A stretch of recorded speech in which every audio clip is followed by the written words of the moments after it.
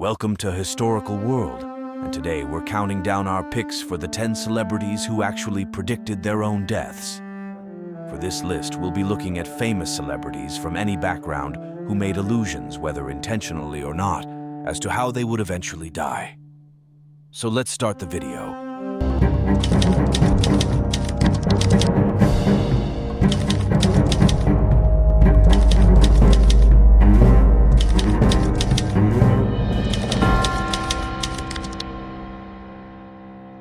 Number 10. Buddy Holly. This pioneer of rock and roll was taken far too early, having died in a plane crash at just 22. At the time, Holly was in the midst of his Winter Dance Party tour. Shortly before the tour began, both Holly and his wife, Maria Elena Santiago, experienced eerily prophetic dreams on the same night. Holly dreamed that he was sitting in a plane, while Santiago dreamed of a fireball descending from the sky and crashing into a field. On the day the music died, Holly was inside a small aircraft when it crashed into a cornfield outside Mason City, Iowa. Number 9. Mark Twain. This writer was one of the most genius men of his time. So genius, in fact, that he was able to successfully predict his own demise. Twain was born on November 30th, 1835, just missing Halley's Comet. For those unaware, Halley's Comet passes by Earth every 75 years. This is important. In 1909, Twain stated, "I came in with Halley's Comet in 1835. It is coming again next year, and I expect to go out with it." His prediction couldn't have been more accurate. Twain died at 74 on April 21st, 1910, just one day after Halley's Comet made its scheduled flyby of Earth. Number 8. Mikey Welsh. A prominent bass guitarist, Mikey Welsh played for numerous bands, including Weezer. He performed bass duties on their self-titled Green album, but soon left the band owing to severe mental health problems. Following a brief resurgence, he permanently retired from music and began a career in art. On September 26, 2011, Welsh wrote a rather creepy tweet. It read, "Dreamt I died in Chicago next weekend. Heart attack in my sleep. Need to write my will today." Less than 2 weeks later, Welsh died from a heart attack brought on by a heroin overdose. He was in Chicago. Number 7. Frank Pastore. Hailing from Alhambra, California, Frank Pastore was a professional baseball pitcher who played in the MLB from 1979 to 1986. All but one of those seasons were with the Cincinnati Reds. Pastore suffered a bad arm injury in 1984 and became a born-again Christian. And in 2004, he started a Christian talk show called The Frank Pastore Show. During the episode of November 19, 2012, Pastore said that he could easily die from someone hitting his motorcycle on the 210 freeway. That very same day, Pastore was riding on the 210 when he was struck by a Hyundai Sonata. He remained in the hospital for about a month and eventually died from his injuries. Number 6. Arnold Schoenberg. An Austrian composer, Arnold Schoenberg is renowned as one of the 20th century's greatest musical minds. He was a genius, but he also suffered from a debilitating fear of the number 13. This is a genuine phobia, and it bears the name triskaidekaphobia. When Schoenberg turned 76, he was made aware that the numbers 7 and 6 equaled 13. He spent the rest of the year in a state of horrific anxiety and agony. Then July 13th came around, and the anxiety reached a breaking point.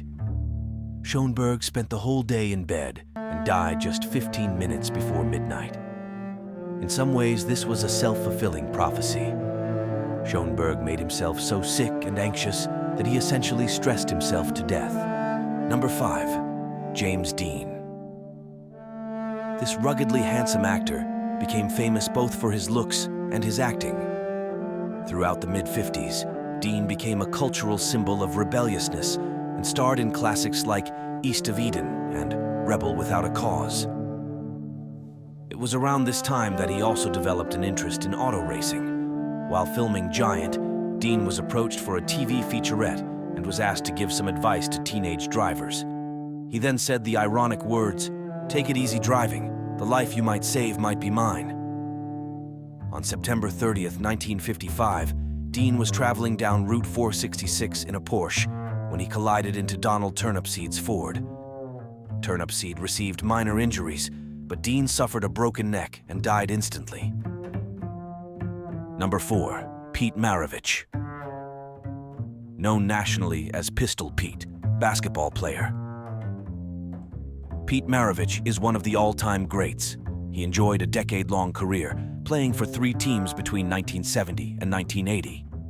In 1974, Maravich was giving an interview when he said, "I don't want to play 10 years in the NBA and then die of a heart attack when I'm 40. Unfortunately, both statements eventually came true. He did play 10 years in the NBA, and he did die of a heart attack at the age of 40.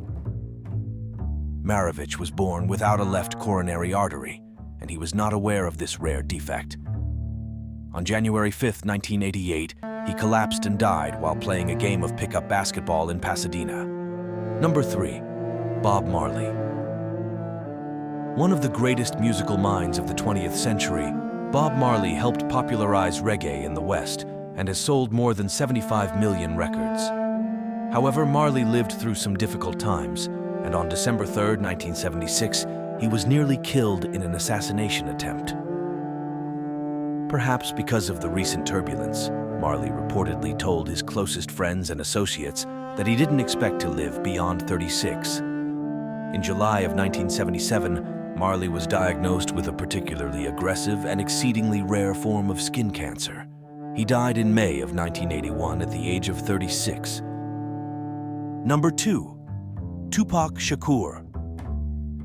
One of the greatest rap artists of all time, Tupac Shakur was a prominent voice in West Coast hip-hop. Aside from releasing hit singles like California Love, he also earned critical praise for his socially conscious lyrics.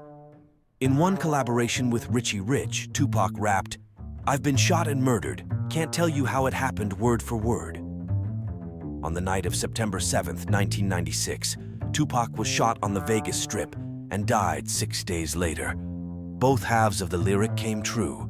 Tupac was shot and killed, and for a long time, no one knew exactly how it happened. It wasn't until 2002 that an investigative journalist for the Los Angeles Times fingered Crip member Orlando Anderson for the crime. Number 1. Diana, Princess of Wales.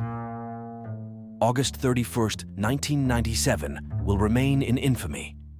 On that night, Princess Diana's car was rushing through Paris's Pont de l'Alma tunnel when it collided into a pillar at high speeds. Diana survived the initial crash but died of her injuries about 4 hours later. The crash was blamed on the car's driver, who had a high blood alcohol content. But in 2003, a note written by Diana herself was released to the public. In it, she writes, "My husband is planning an accident in my car. Brake failure and serious head injury in order to make the path clear for him to marry Tiggy." The note was in turn given to her butler, and Diana was killed in the accident a couple of years later. So if you enjoyed this video, be sure to give it a thumbs up and subscribe to our channel for more exciting content. Stay tuned and keep exploring. See you in next video.